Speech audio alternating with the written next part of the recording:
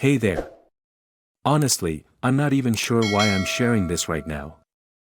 Maybe it's because I feel like I've got no one else to turn to, or maybe I just need some strangers to confirm I'm not completely off my rocker. Either way, I've got to let this out before it eats me alive. Let me take you back a bit to give some context. Nancy and I have been married for 8 years. We first crossed paths at this swanky fundraiser for animal shelters. It sounds like a rom-com setup, I know. She was standing by the dessert table, holding a tiny piece of cheesecake like it was some rare artifact. It was adorable, honestly. I struck up a conversation, and what can I say? Sparks flew. Fast forward to now, and we've built this life together that, on the surface, looks picture perfect. Big suburban house, vacations to places like Hawaii, dinners with friends where everyone laughs a little too loudly after a few glasses of wine. She was my rock, my partner in crime. Or, at least, that's what I thought. Everything changed last Saturday. Nancy had planned this incredible surprise party for my 40th birthday. I mean, she went all out. The house was packed, friends, family, even people I hadn't seen in years. There were caterers, elaborate decorations, and a live band playing hits from the 90s. Nancy floated around the room like a queen, making sure everyone was taken care of. She had this effortless way of hosting, smiling, and laughing with everyone. If hosting were an art, Nancy would have been a master. Then came the moment that flipped my world upside down. After the cake was cut and the "Happy Birthday" chorus faded, Nancy stepped up to the microphone with this sly grin on her face. "All right, everybody," she said, her voice brimming with excitement. "I've got one more surprise for Andrew, a little video I put together of some of our best moments." The crowd erupted in cheers, and I'll admit, I got a little choked up. It was such a thoughtful thing to do, or so I believed at the time. The video started sweetly enough. There were clips from our wedding, vacations we'd taken, silly little moments at home. But about 5 minutes in, the screen flickered, and suddenly, there she was, Nancy, but not with me. She was kissing another man. At first, I didn't get it. My brain struggled to process what I was seeing. Maybe it was a joke. A poorly timed gag. But then reality hit me like a freight train. This wasn't staged. This was real. The room fell into a heavy silence. All the laughter, the noise, the clinking glasses, it all evaporated. Nancy's face drained of color as she lunged for the remote. "Oh my God, no. That's not the right video," she cried, fumbling to shut it off. But it was too late. The damage was done. I just stood there, frozen, while everyone else stared at the screen, at me, at her. The image of Nancy kissing some guy I didn't know was burned into my brain. My mom covered her mouth, her eyes wide with shock. My buddy Ryan muttered, "What the hell," under his breath. Nancy finally managed to stop the video, but the silence that followed was deafening. Something inside me snapped. Without even thinking, I walked up to the TV, grabbed the remote, and turned the video back on. "No, let's watch the rest," I said, my voice calm and cold. Wouldn't want to miss the highlight reel. Nancy rushed toward me, her voice frantic. "Andrew, don't. Please, let me explain." But I wasn't having it. My hand stayed steady as I pressed play. The video rolled on, showing Nancy and this guy, Kevin, as I'd later learn, at a cozy restaurant. They were laughing, holding hands, looking like a couple straight out of a rom-com. Then my eyes caught the date stamp in the corner, and my stomach turned. It was from 3 weeks ago. The scene shifted to what looked like someone's apartment. It didn't matter whose. They were on a couch, tangled up in each other, kissing like a couple of love-struck teenagers. Her blouse was partially undone, and just when I thought I couldn't take any more, the video ended. It didn't need to go further. The message was crystal clear: my wife had been cheating on me. Gasps rippled through the crowd. Someone whispered, "Is this for real?" Nancy's best friend, Rachel, looked like she was going to faint. My mom stood up quietly and walked out, her expression caught somewhere between pity and disgust. Nancy grabbed my arm, her nails digging into my skin. "Andrew, I swear, it's not what it looks like." I turned to her, fury boiling just under the surface. "Not what it looks like?" I hissed. "Because it looks like you've been screwing around with him." I jabbed a finger at the screen, frozen on the damning image of them on the couch. She opened her mouth, probably to throw out some excuse, but I wasn't interested. "Who is he, Nancy? How long has this been going on?" Her composure crumbled. "It was a mistake. A stupid, one-time mistake." "One-time mistakes don't make it into home videos," I snapped. "Who filmed this? How the hell did it end up here?" She looked like she might collapse. "I don't know," she said weakly. "It must have been a mix-up." "I didn't mean for a mix-up." I let out a bitter laugh. "So, you're telling me you accidentally added your affair to my birthday video? That's your excuse?" Her eyes darted around the room, desperate for an escape. "Andrew, please. Can we just talk about this in private?" "Why? So you can lie to me without witnesses?" I gestured toward the room, full of our stunned friends and family. "No, Nancy. You wanted everyone here to celebrate our best moments. Let's give them the whole story." Nancy's face crumpled like paper. I wanted her to feel the humiliation, to understand what she'd done. But before I could press further, Rachel's voice sliced through the tension. "Nancy," Rachel's voice was sharp, cutting through the tension like a blade. "Tell me the truth. Have you been cheating on Andrew?" Nancy turned to face her, her lips trembling as if the weight of the question had finally hit home. "Rachel, She faltered, her voice barely a whisper. "Answer the question." Rachel snapped, her tone rising above the hushed murmurs of the stunned crowd. "Is it true?" Nancy's resolve crumbled, and her shoulders sagged. "Yes," she admitted, her voice cracking. "Fine. Yes. I've been seeing someone. But it's not what you think." I stared at her, my chest tightening as the air seemed to thin around me. "Not what I think? Then why don't you enlighten all of us, Nancy? What is it?" Her breath hitched, and her tear-filled eyes darted toward me. "Andrew, I was lonely," she began, her voice trembling. "You've been so distant lately, so consumed by work. I didn't plan for this to happen, but Kevin, he was there when you weren't." The room erupted in whispers and shocked murmurs. I could feel every pair of eyes in the room drilling into me, waiting for my response. She was blaming me. That's the excuse she'd chosen. "You're blaming me?" I asked, my voice low, dangerous. "You're standing here, caught red-handed, and somehow this is my fault." "No, that's not what I meant," she protested, tears streaming down her face. "I'm just saying. I wasn't happy, Andrew." Her voice cracked under the weight of her emotions, but her tears didn't move me. "Not this time." "So instead of talking to me," I said through clenched teeth, "you talked to him?" "What did Kevin have that I didn't, Nancy?" "A more comfortable couch." Someone in the crowd let out a nervous chuckle, but I didn't flinch. Nancy's face contorted with anger, the guilt that had consumed her moments before now morphing into something more defensive. "You don't get it, do you?" she snapped, her voice rising. "You're so wrapped up in your own world that you never notice what I need. I didn't plan this, Andrew. It just happened." "It just happened," I repeated with a bitter laugh, shaking my head. "God, you have a way with words. Do you use that line with Kevin too? After you accidentally ended up in his bed?" Her face flushed a deep red, and for a second, I thought she might actually slap me. But before she could say a word, I turned to the crowd.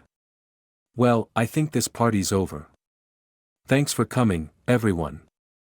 My voice was cold, final. Nancy and I have a lot to discuss. With that, I walked out of the house, leaving her standing there, surrounded by the wreckage of her perfect little soiree. But I wasn't done with her. Not by a long shot. I drove straight to my office downtown, needing somewhere, anywhere, that wasn't the house we shared. The idea of being there, surrounded by memories of our life together, made my stomach turn. The office was empty, as it should have been on a Saturday night. I poured myself a drink, something stiff, and stood at the window, staring out at the city lights as the evening's events played on repeat in my mind. Nancy. Her tears. Her excuses. The nerve of her to pin this on me, to blame me for her betrayal. And that damn video, it haunted me. The way she smiled at Kevin, that easy, carefree smile she hadn't given me in years. Her claim that it was a one-time mistake felt like salt in a wound, a half-truth I couldn't bring myself to believe.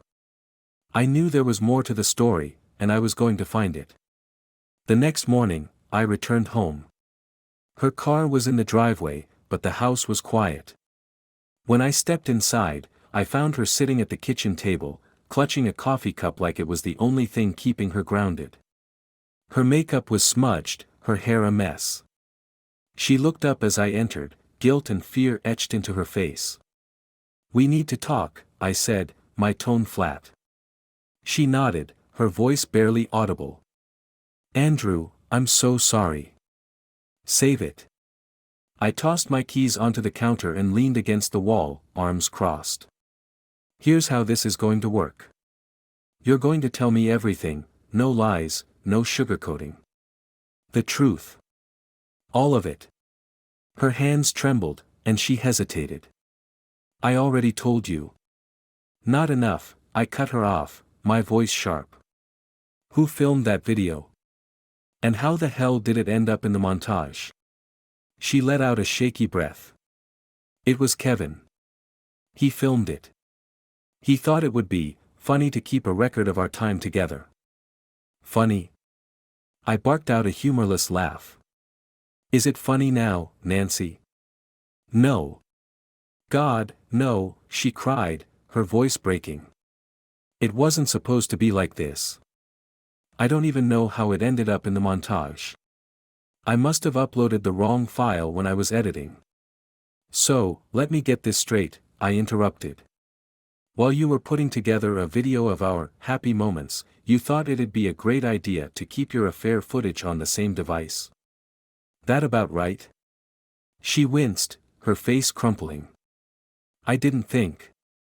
"No kidding," I spat. "How long has this been going on, Nancy?" She hesitated again, her eyes darting away from mine.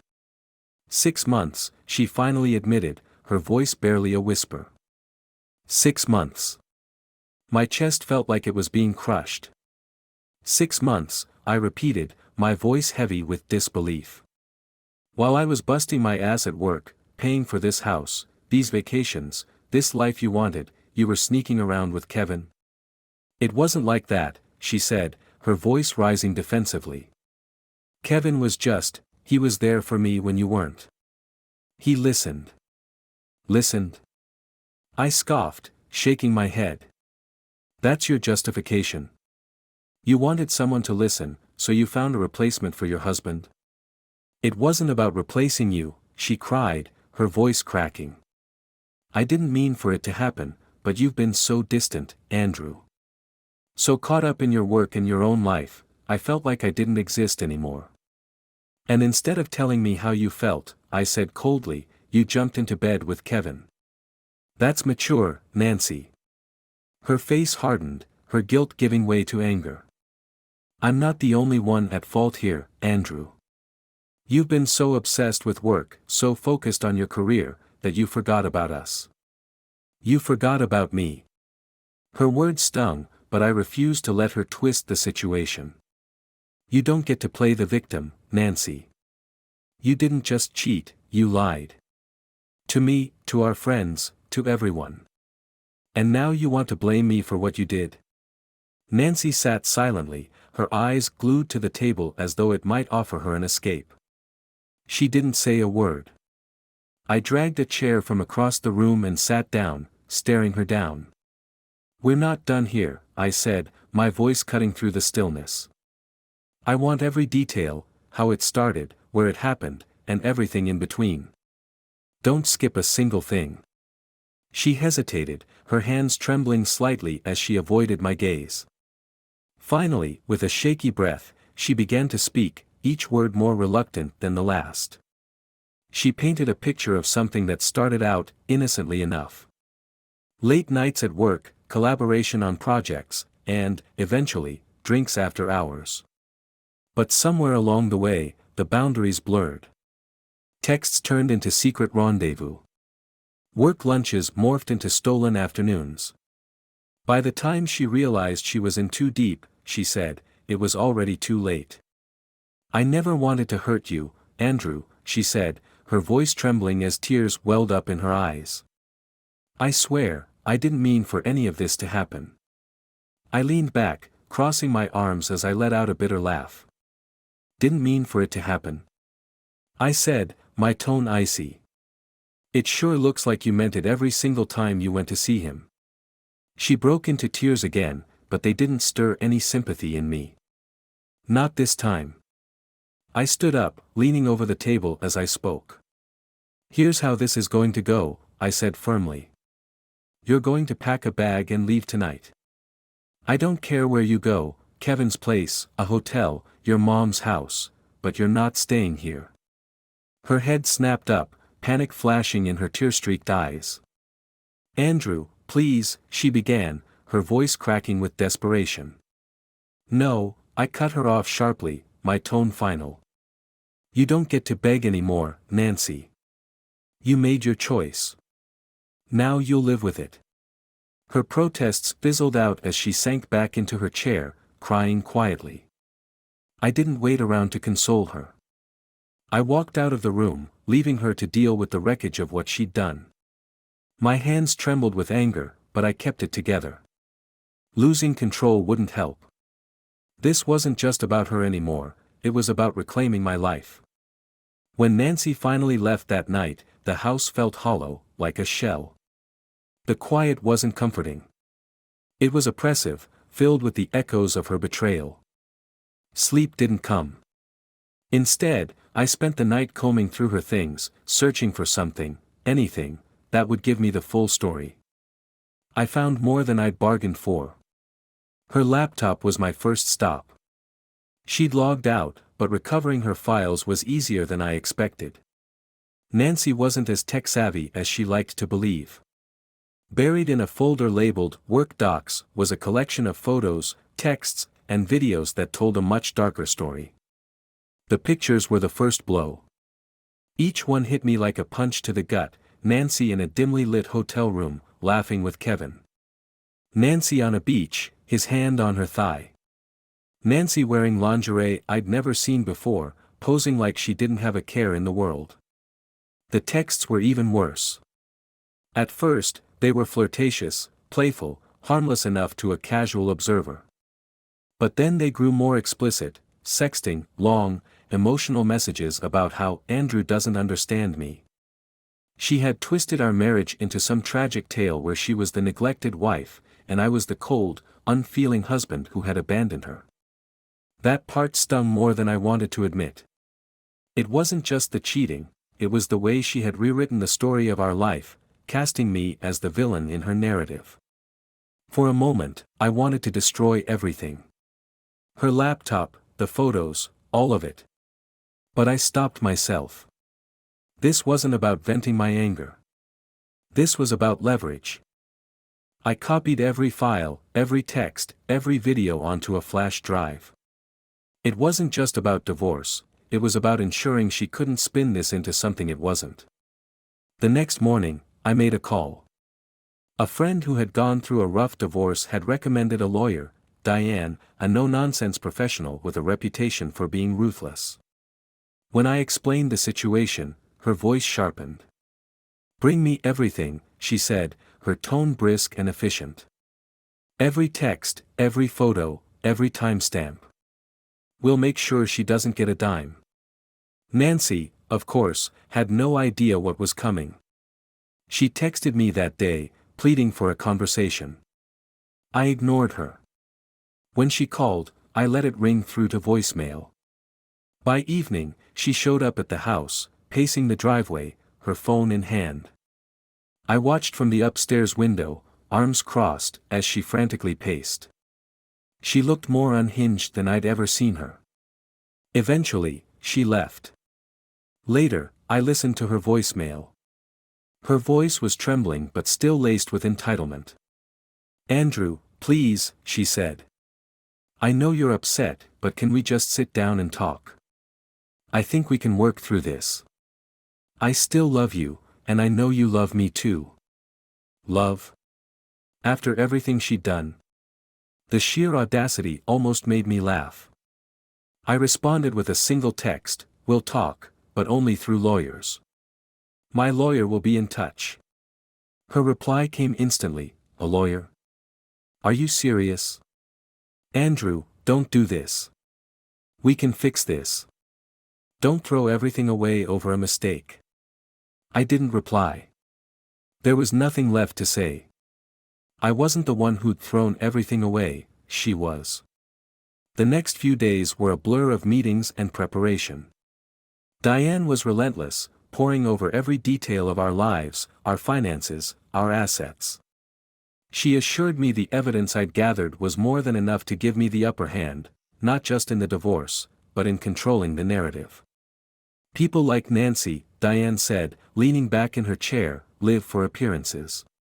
She'll try to play the victim, twist this into something it's not. But with what you have, you can make sure the truth comes out. Don't let her dictate the story." Nancy had been right about one thing: she wasn't going to bow out quietly. If I wanted to handle this the way it needed to be handled, I'd have to be ready for whatever came next. So, I decided to take things further. This wasn't just about exposing the truth anymore.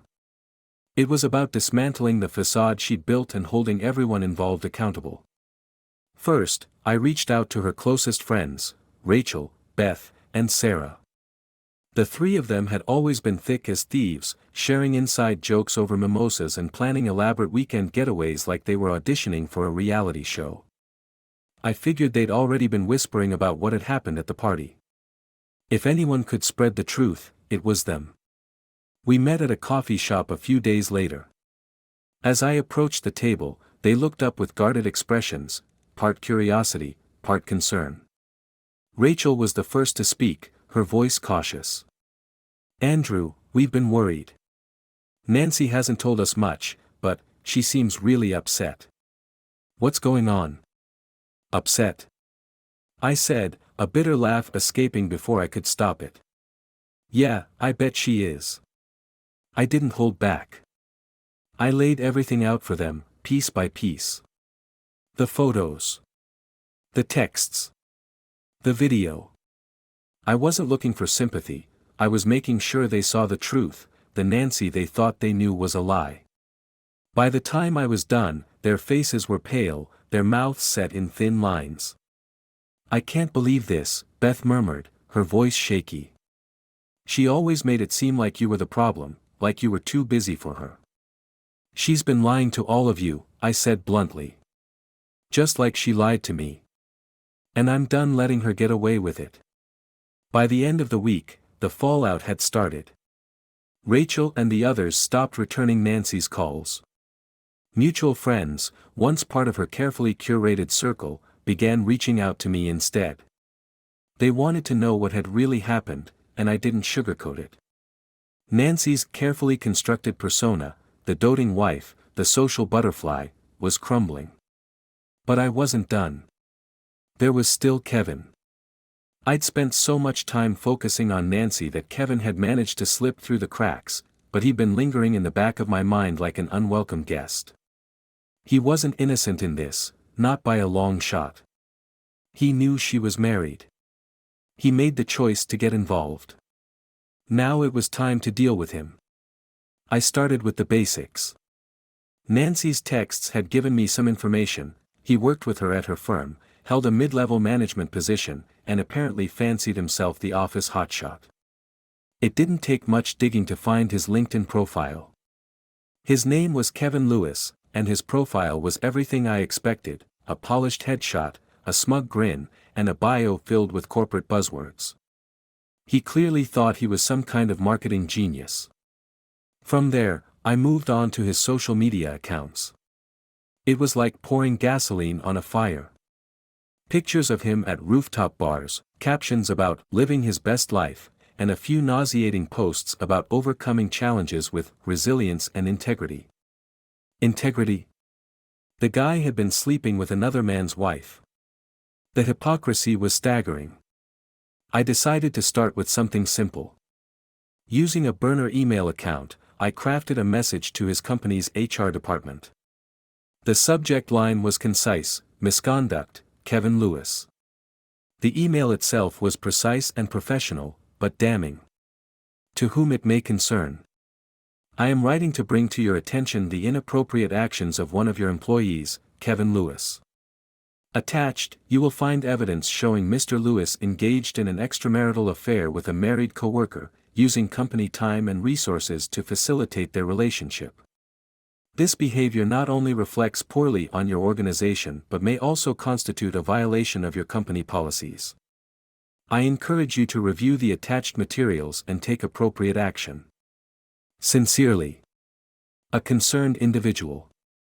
I attached screenshots of their texts, a few snippets of the video, and a detailed timeline of their affair. It wasn't flashy, but it was enough to make a statement. Step 2 was more direct. I waited until Monday morning, knowing Kevin would be in the office. Then I called him. "Hello, this is Kevin Lewis," he answered, his voice bright and professional. "Hi, Kevin," I replied, my tone calm but loaded with venom. "This is Andrew." There was a pause. "Andrew?" he repeated, his voice uncertain. "I'm sorry, do we know each?" "Nancy's husband," I interrupted. The silence on the other end was deafening. After what felt like an eternity, he finally spoke, his voice trembling. "Look, man, I don't know what to say." "You don't know what to say?" I cut him off, my tone as Rachel now. "Did you not know what to say when you decided to sleep with my wife? Or was that all part of your resilient integrity plan?" "Andrew, I'm sorry," he stammered. "I didn't mean." "You didn't mean to." I laughed bitterly. "You didn't mean to send her texts? Or meet her at hotels? Or film it, Kevin? You kept souvenirs." "I made a mistake," he said, desperation creeping into his voice. "I didn't want to hurt anyone." "Well, you did," I said coldly. "And now, you're going to face the consequences." "What do you want from me?" he asked, his voice shaky, like a cornered animal. "Nothing," I replied. "I've already handled it. But you might want to start polishing your resume. HR should be reaching out soon." I hung up before he could respond. The fallout came quickly. By midweek, Nancy called me, furious. "What did you do to Kevin?" she demanded, her voice sharp and accusatory. "I held him accountable," I said flatly. "Something you couldn't do." Her laugh was bitter and scornful. "You're unbelievable. He lost his job, Andrew. Do you have any idea how humiliating this is for him? For me?" "Good," I said simply. "You both deserve it." "You're just trying to ruin our lives," she shouted, her voice trembling. "Can't you see how petty this is?" "Petty?" I repeated, my voice calm but cutting. "You lied to me. You cheated on me. You humiliated me in front of our friends and family. And now you want to call me petty because I won't let you play the victim? No, Nancy. This isn't petty. This is justice. You tore our marriage apart, humiliated me in front of everyone we know, and lied to every single person who cared about you, I said, my voice sharp and cutting. Don't you dare try to lecture me about being petty. Nancy started to argue, but I didn't stick around to listen. I hung up and tossed my phone onto the table, the conversation already fading from my mind. I didn't owe her an explanation or the time it would take to hear more excuses.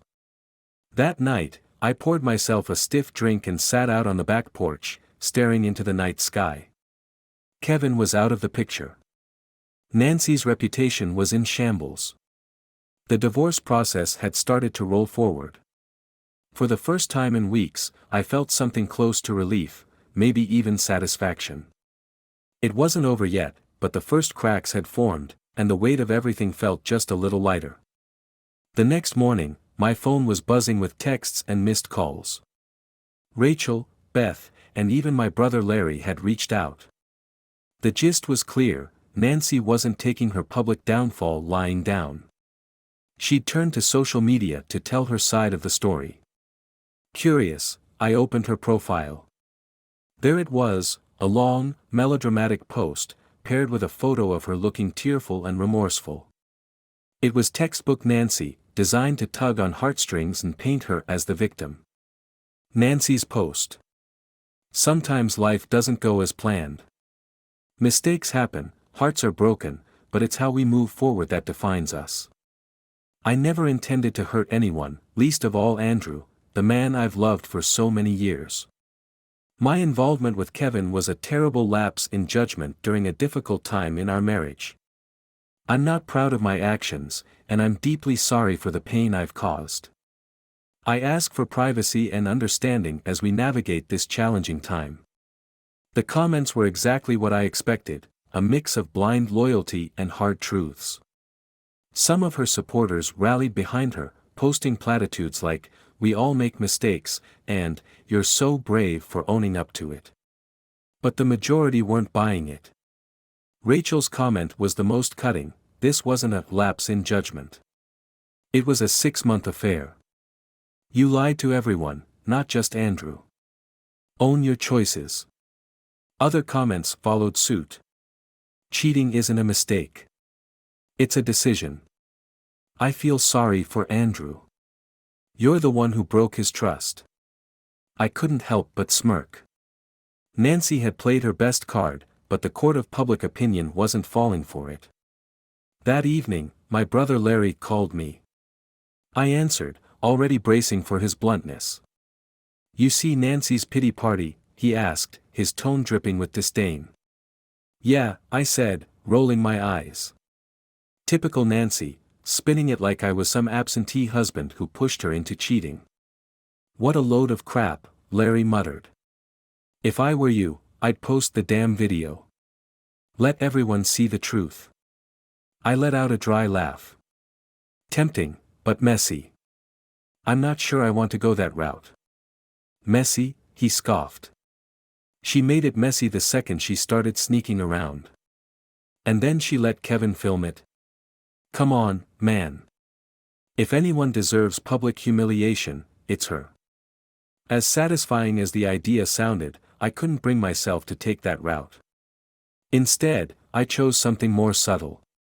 That night, I posted a single sentence on my own profile.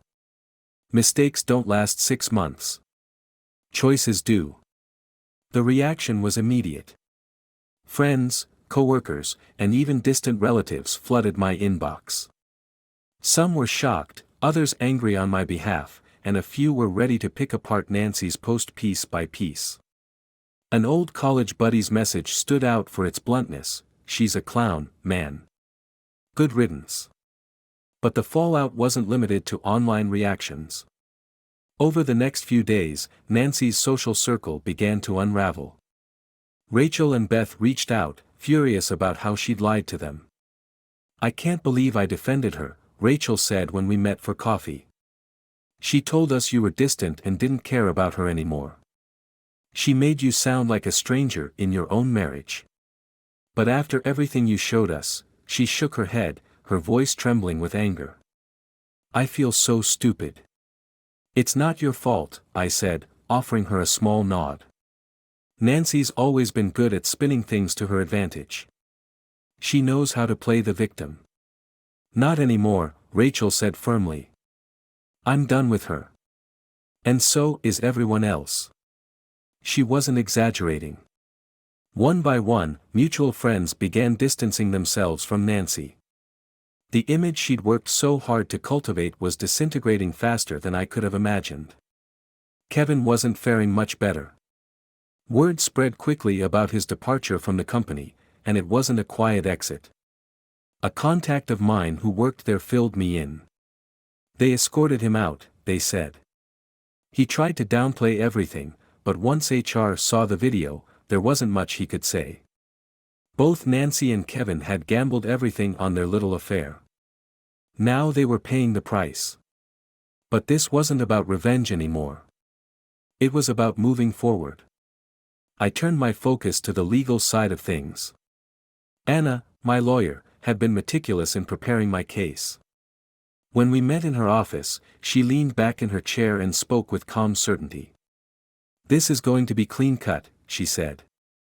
With the evidence you've gathered, Nancy doesn't have a leg to stand on. She'll get what the law requires us to give her, and not a penny more. As she outlined the next steps, I felt something unfamiliar: control. Nancy had thrown my life into chaos, but now, for the first time in months, I was the one steering the ship. It wasn't just about what Nancy had done anymore. It was about what came next, and I was ready to move forward. Anna slid a stack of papers across the desk. This is airtight, she said. With the evidence you've gathered, there's no room for negotiation. She's not entitled to spousal support, and without kids, the division of assets heavily favors you. What about the house?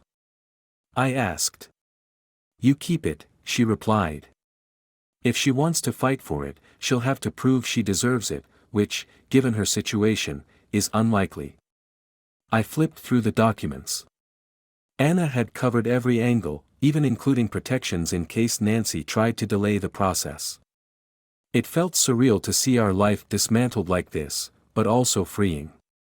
When Nancy got the papers, she called me immediately, her voice shrill. Andrew, what the hell is this? It's called accountability, I said flatly. After a brief, tense exchange, she broke down in tears, pleading for another chance. I hung up. I didn't owe her anything. A week later, she was on the porch when I came home, suitcase in tow. Andrew, please, she begged. I made a mistake. We can fix this.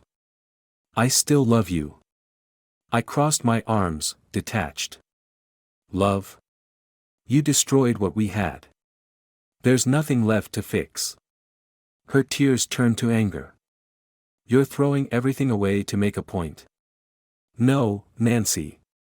You threw it away. I'm just cleaning up the mess.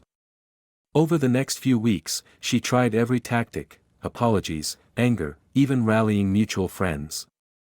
Most weren't interested. Rachel and Beth made sure of that.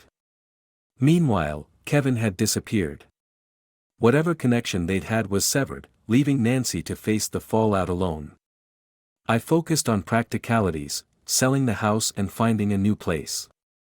The house sold quickly, and I moved into a smaller home across town. It was modest, but it was mine, a blank slate. Our final mediation session was the nail in the coffin.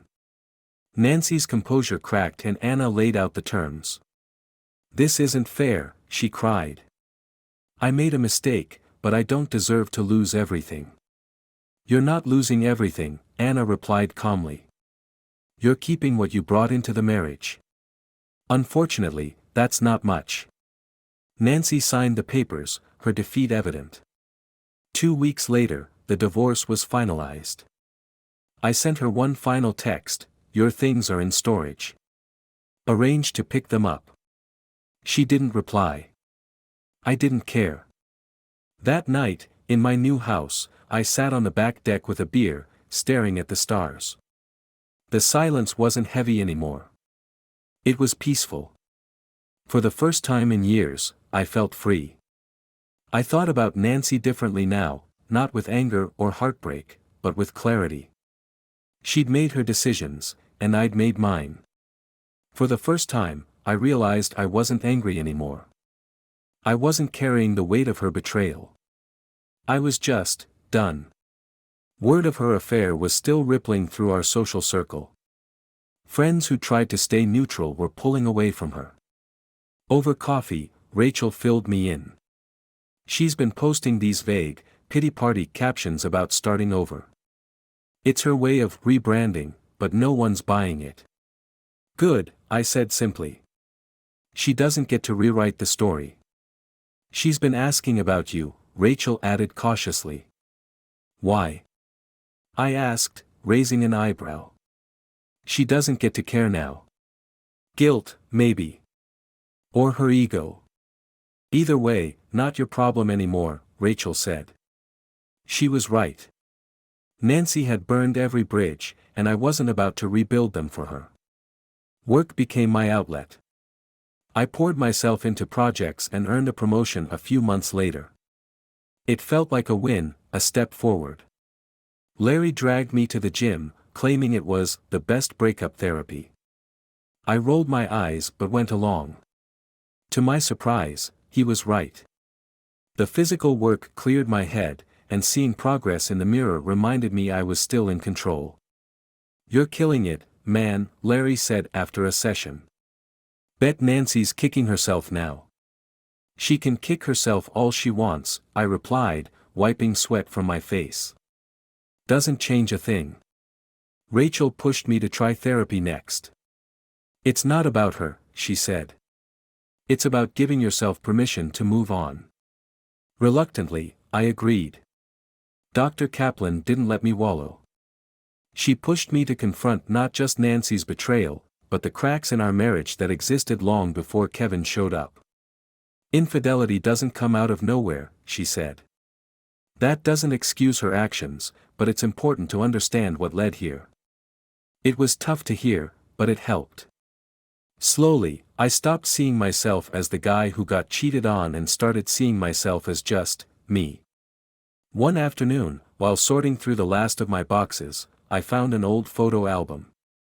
Nancy and I smiled in every picture, arms wrapped around each other, locked in moments that felt like they belonged to strangers.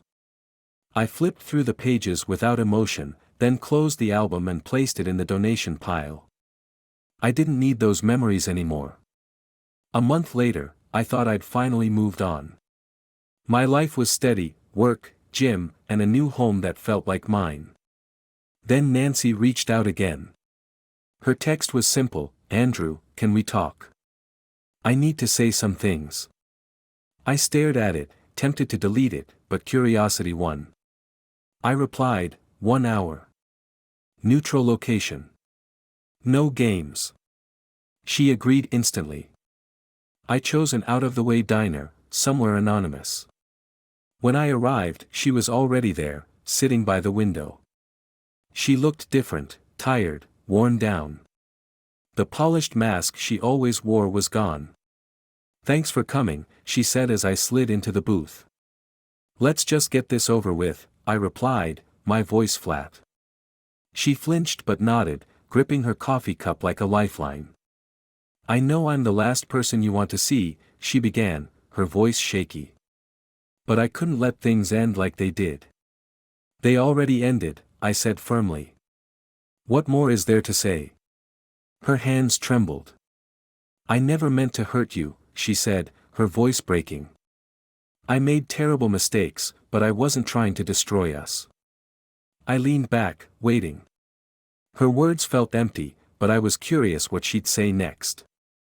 I didn't know what to do, Andrew, she began, her voice trembling as she avoided my gaze. I was lost. And Kevin. Don't, I interrupted, my tone cutting through the air like a blade.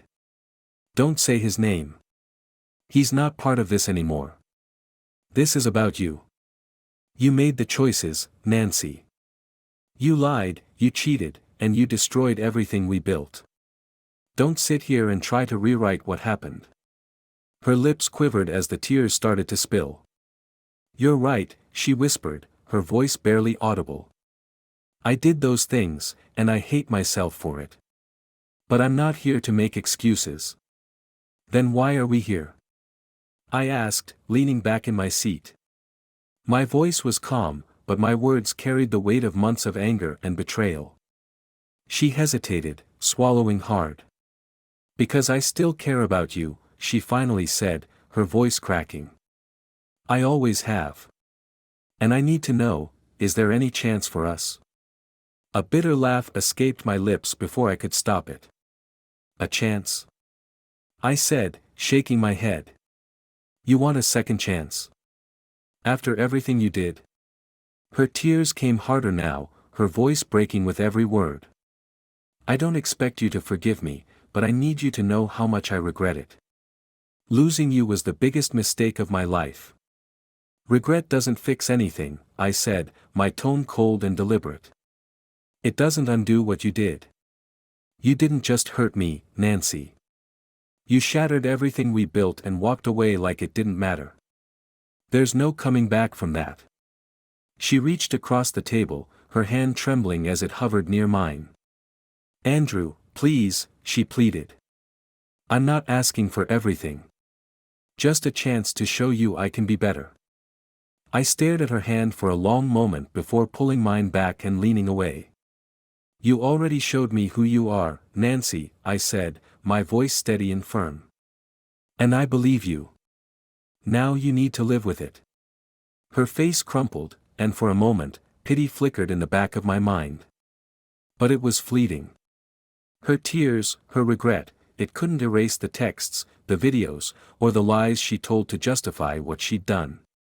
Whatever pain she felt now, it was hers to bear, not mine. I'm done, I said as I stood up, my voice quiet but resolute. I hope you find whatever it is you're looking for, but it's not me. She opened her mouth to respond, but I didn't wait to hear it. I turned and walked out of the diner without looking back. The cool night air hit my face as the door swung shut behind me, and for the first time in months, I felt something lift, a weight I hadn't realized I was still carrying. It was over. That night, I sat on my porch with a glass of bourbon, the bottle beside me. The stars stretched across the sky, bright and unchanging. I thought about everything, the betrayal, the fallout, the months of chaos that had followed that night at the party. Nancy's voice still echoed in my mind, the way she'd said she was lost, the way she'd begged for a second chance. But her words didn't sting anymore. They felt distant, like a story someone else had told me. And then it hit me, I wasn't angry anymore. Not at her. Not at Kevin. Not even at myself. She'd tried to rewrite the ending of our story, to give it some semblance of redemption. But it didn't matter. I'd already written my own ending, and it didn't include her. This was my life now. I didn't know what the future held, but for the first time in a long time, I felt ready to embrace it. I raised my glass to the stars, took a deep breath, and let it all go. Subscribe and stay one step ahead of cheaters. And trust me, the next story makes this one look like a fairy tale.